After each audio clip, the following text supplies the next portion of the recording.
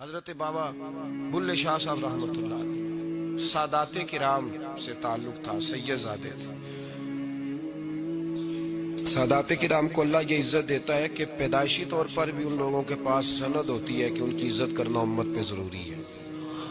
تیری نسل پاک میں ہے بچہ بچہ نور کا، تو ہے نے نور تیرا سب گھرانہ نور کا، یہ ان کو فضیلت ہوتی۔ بابا صاحب فرماتے میرے پاس فضیلت تھی، عظمت تھی، میں سید زادہ تھا اور گیلانی سید غوث اعظم کی اولاد، لیکن آپ فرماتے مجھے پتا تھا کہ اندر سے میں خالی ہوں۔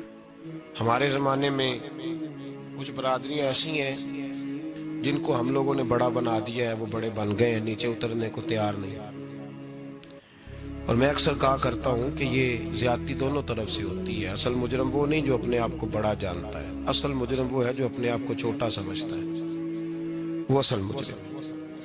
تو اس زمانے میں سادات کرام کی بڑی عزت تھی، بڑا نام تھا۔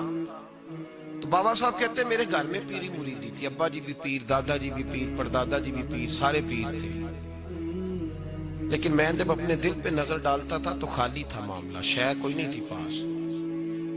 ہاتھ چموا لینا، نذرانہ لے لینا بات ٹھیک ہے، لیکن نہ علم نہ معرفت، کوئی شے نہیں۔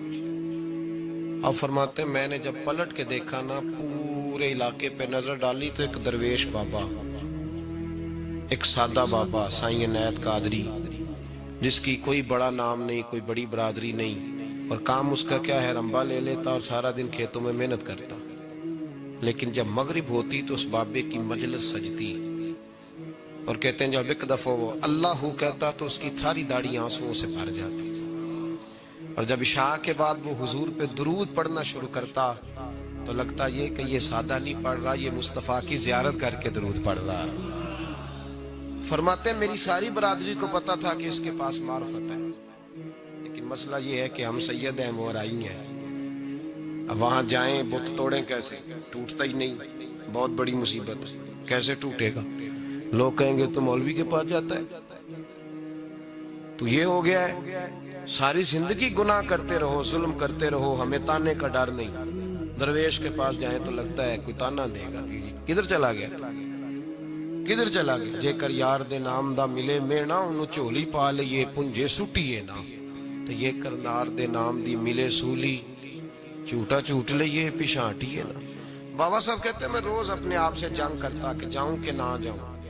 2 4 5 لوگوں سے میں نے مشورہ کیا تو کہنے لگے تو سیدوں کو بدنام کرے گا، اب تو سادات کو بدنام کرے گا کہ سید ہو کے کسی کے دروازے پہ جاتا ہے۔ بابا صاحب کہتے ہیں ایک دن لڑتے لڑتے میں تھک ہی گیا، میں چلا ہی گیا، میں نے کہا نہیں، اندر کا بت توڑوں گا تو بات بنے گی۔ کہتے قصور کا میں رہنے والا تھا، اور مجھے سمجھانے کے لیے اچ شریف سے جہاں کہ آپ رہنے والے تھے، جو پچھلا علاقہ تھا، وہاں سے بڑے بزرگ بلائے گئے کہ بلے شاہ کو سمجھاؤ۔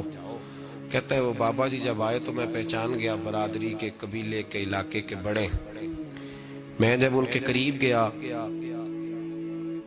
تو وہ نہیں مجھے جانتے تھے، بزرگ تھے، میں تو جانتا تھا نا، تو مجھے کہنے لگے بیٹے کون ہو؟ تو میں نے کہا حضور میری تو پہچان ہی کوئی نہیں، میری تو کوئی پہچان نہیں، آپ بتائیں آپ کون ہیں؟ تو کہنے لگے اسی اچیرے، ساڈی ذات اچیری، کیونکہ اچ شریف وچ رہنے ہیں۔ تو اب تو بتا، تو بابا صاحب کہنے لگے اسی قصوری تے ذات بھی قصوری، کیونکہ وچ قصور دے رہنے ہیں، وہ جو چھوٹے تو اپنا قصور مانتے ہیں، ہاں جے کوئی سانو اچا مل جائے تے نیویں ہو بینے ہیں، بات ختم ہو گئی۔ بابا صاحب رحمت اللہ علیہ کو بڑا سمجھایا۔ بابا جی کہنے لگے حضور میں کیا کروں؟ میں جب اس درویش کے پاس جاتا ہوں تو مجھے رب یاد آتا ہے، جب میں اس کے پاس جاتا ہوں تو میرے من کی میل کچیل دھو ڈالتا ہے، اور میں اس کی مجلس میں بیٹھا ہوتا ہوں تو لگتا ہے کہ مدینے والا رسول بھی مجھے مسکرا کے دیکھ رہا ہے۔ میری مجبوری ہے، میرے وہ جو اندر کے باطن کے میل ہے نا، اس نے دھو ڈالے، اور کہا حضور آپ تو کہتے ہیں اس کے پاس نہ جاؤ، میرا تن تو گھر میں ہوتا ہے، میرا من اسی کے پاس رہتا ہے، میں اسی کے ساتھ رہتا ہوں، اسی کے پاس بیٹھتا ہوں، اسی کے پاس ہوتا ہوں، اور میری کشش اتنی سخت ہے کہ اب میرا گزارا نہیں، اب اسی کے ساتھ جیڑا بلے نو سید آکھے انہوں دوزخ میں نے سزائیں۔ اب اس کی تشریح بڑے بڑے لوگوں نے اپنے اپنے رنگ میں کی ہے، کچھ نے کہا بابا جی نے بد دعا دی ہے، یہ بد دعا ہے، اگر کہا تو الجھ جاؤ گے، لیکن ہیں بھی وہ سید، جھوٹ بھی نہیں. کچھ کہتے ہیں بد دعا دی ہے، اور کچھ کہتے ہیں انہوں نے اعلان کیا ہے کہ میں اللہ کا ولی ہوں. اگر کسی نے یہ لفظ کہا تو وہ یاد رکھے، وہ جڑا بلے نو سید آکھے انہوں دوزخ ملن سزائیں، تو جڑا بلے نو رائیں آکھے وہ جنت پینگا پائیں.